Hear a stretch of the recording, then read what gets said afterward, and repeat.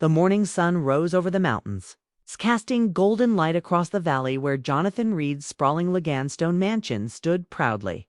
For years, it had been his escape from politics, a place to breathe away from the weight of his office. But one morning he arrived to find rubble. The grand windows, the cedar beams, the heart of his retreat, gone.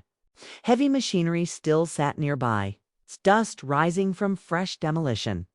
A member of the local HOA stood on site, clipboard in hand, smug as if enforcing some minor neighborhood rule had given them power over him.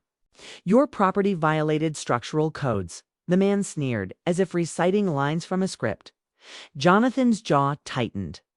He wasn't just a homeowner. He wasn't just another rich man with a view. He was the elected governor of the state.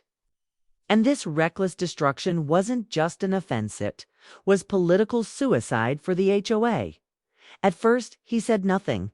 He simply surveyed the ruins, his expensive shoes crunching against broken glass. The workers shifted uncomfortably under his silent stare. Finally, he spoke, his voice low but commanding. "Do you have any idea who you've just crossed?" The smug HOA representative faltered. "We enforce the rules here, sir. No exceptions." Jonathan pulled out his phone, dialing with calm precision. Within minutes, black SUVs began winding up the mountain road, security teams and aides stepping out.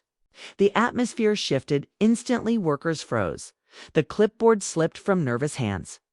Cameras clicked as reporters tipped off by the governor's staff began documenting the unlawful demolition. "This isn't about rules," Jonathan said coldly, staring the man down. "This is about abuse of power, and that ends today." The HOA had overreached, forgetting who they were dealing with. By sundown, legal teams were already preparing lawsuits. Emergency orders were being filed. And Jonathan made sure the entire state knew what had happened. They had demolished his mansion, thinking he was powerless. But they had forgotten one simple fact. Jonathan Reed wasn't just a homeowner. He was the governor, and now the HOA was facing the most powerful storm of their lives. Asterisk.